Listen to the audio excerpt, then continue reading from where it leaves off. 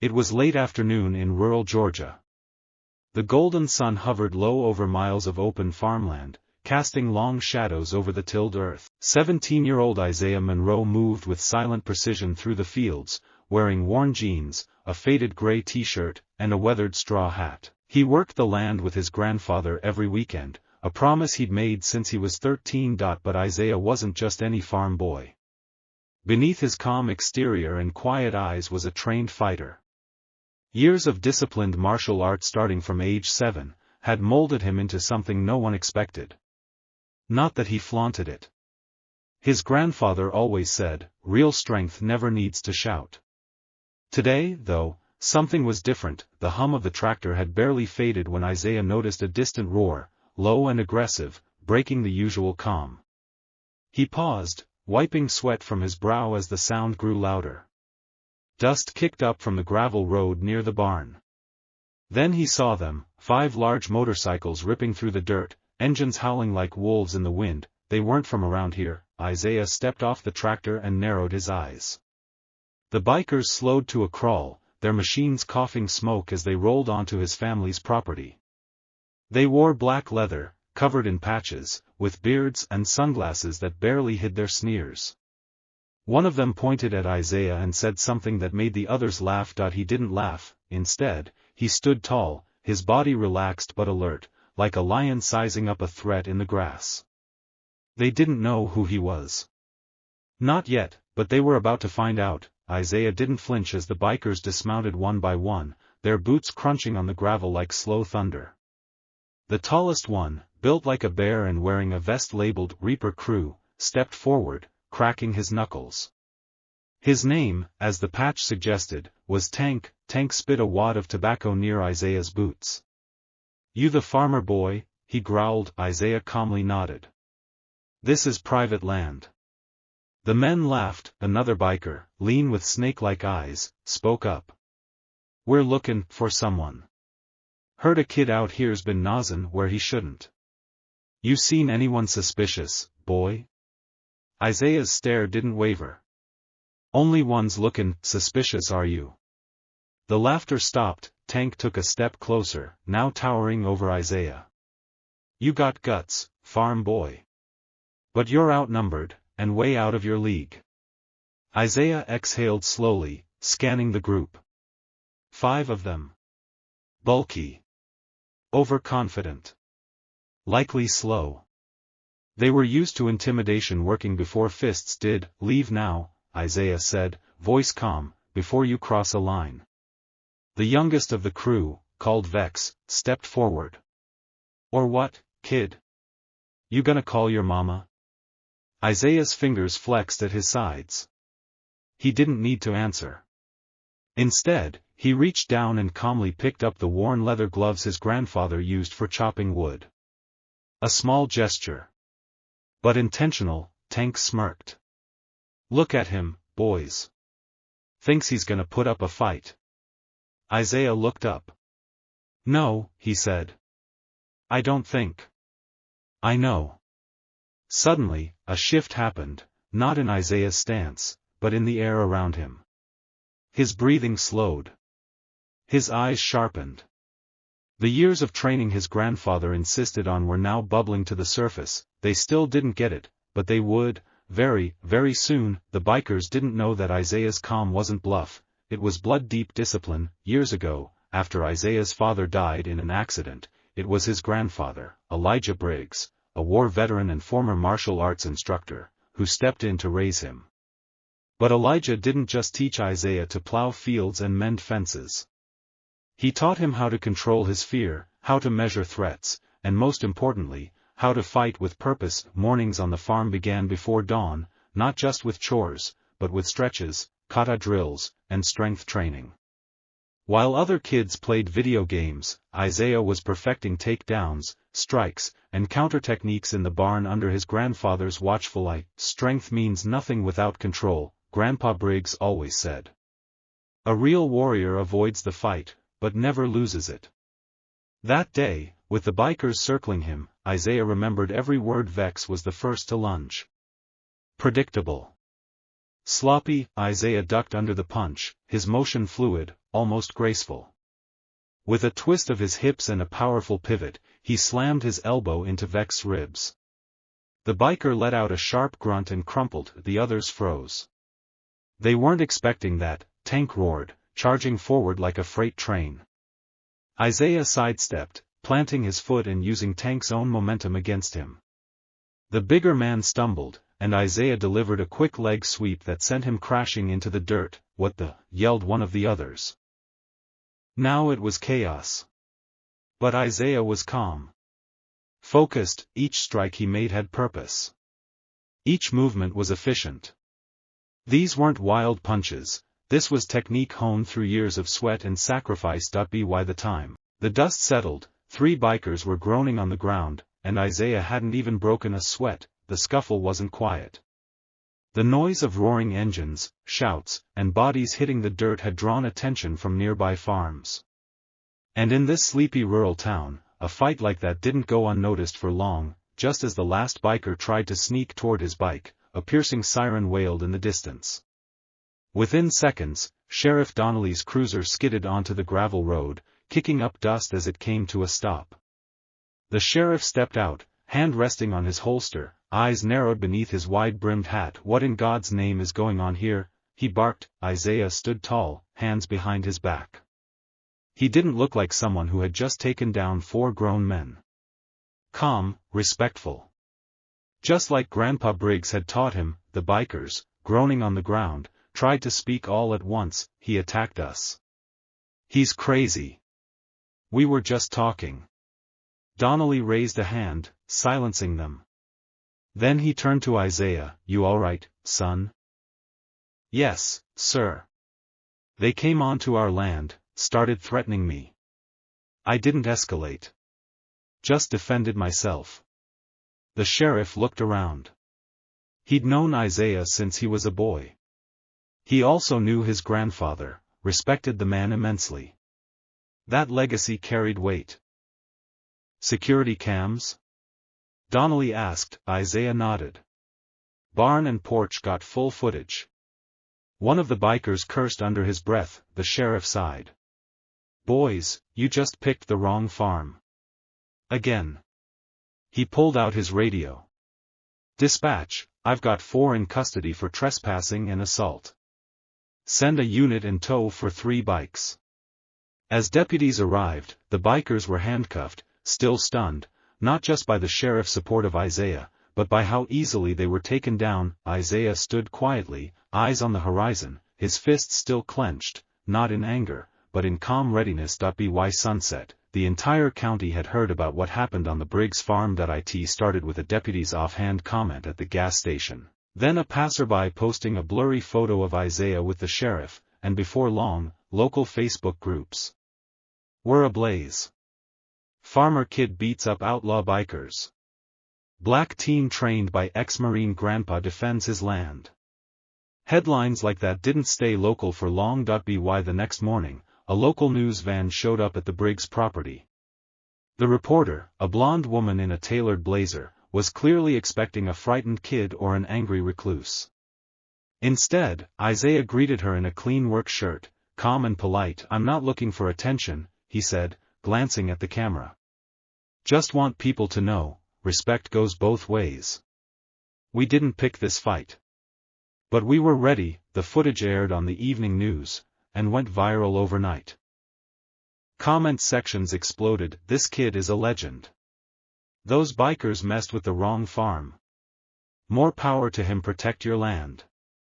Veterans commented with admiration. Martial arts instructors praised his discipline.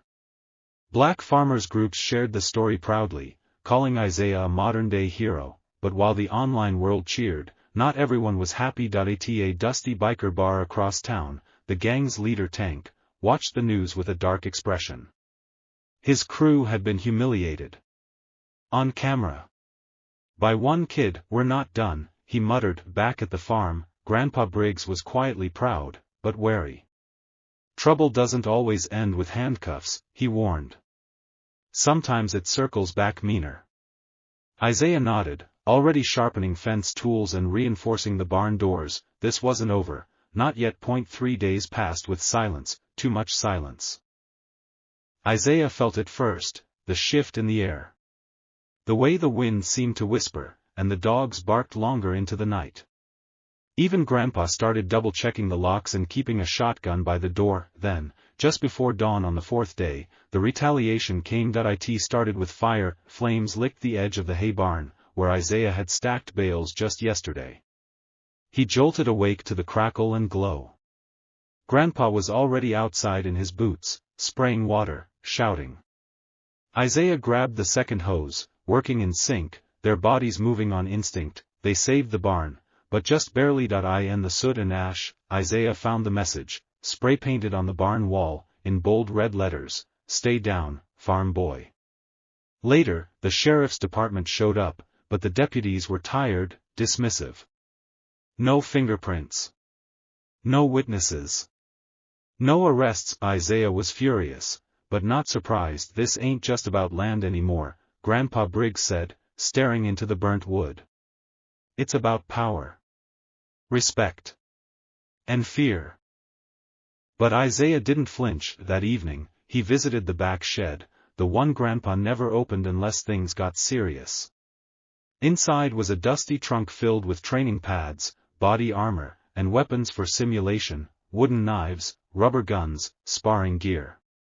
The tools Grandpa used in his military self-defense programs. "I think it's time we start training again," Isaiah said quietly. Grandpa gave him a long look, then nodded. "No holding back this time." Isaiah trained through sunset and deep into the night, conditioning, reflex drills, disarming techniques, takedowns. Every move precise. Focused that he wasn't just defending the farm anymore. He was preparing for war. Because the gang wanted to make him afraid, but they had no idea, they were the ones about to feel fear. Isaiah spent the next few days in silence, sharpening his focus. His body, once lean and quick from farm work, was now a machine, a blend of discipline and precision, honed over years of training. Grandpa Briggs had pulled no punches in their late-night sessions, pushing Isaiah harder than ever before. Word spread that the bikers were planning something. They had to. Tank's pride was bruised, and he wouldn't let it go. Isaiah knew it was only a matter of time before they made their next move. By the 5th day after the fire, the farm was quiet again, but Isaiah wasn't fooled. He spent his time preparing, reinforcing weak spots on the property, and setting up traps in the fields, trip wires, makeshift alarms, and places where he could control the fight, no matter where it started. Grandpa had given him a set of tracking tools, taught him to read animal trails and human footprints. Isaiah had grown up surrounded by nature, but now he saw it through a different lens. Every branch could be a step. Every stone, a potential threat. That night, just as the sun dipped below the horizon, the silence was broken. Headlights pierced the dark sky, followed by the unmistakable rumble of motorcycles. The sound echoed through the farm, chilling Isaiah's bones. He stood in the doorway, watching the gang roll in, this time with more members, 6 bikers in total, their bikes roaring like wild beasts in the night. Tank was in the lead, his scowl deepening as he saw the reinforced fences and the traps scattered through the fields. They had underestimated the farm, and now they were walking straight into Isaiah's world. "All right, let's get this over with," Tank barked, looking around as he and his crew dismounted. "You think you're tough, huh?" Isaiah stood tall, his face unreadable. "You've had your fun. This is where it ends." Without another word, he signaled to Grandpa, who was watching from the house. They were ready. The farm was no longer just land. It was their battleground. And the bikers had no idea what they were stepping into. The bikers didn't hesitate. They thought they had the upper hand, believing Isaiah would cower under their numbers. But they were wrong. They had walked straight into a carefully laid trap. Tank was the first to make a move. He swaggered up to Isaiah, fists clenched, his leather jacket creaking with every step. His crew spread out, surrounding Isaiah and his grandfather, creating a cage of leather and steel. But Isaiah didn't flinch.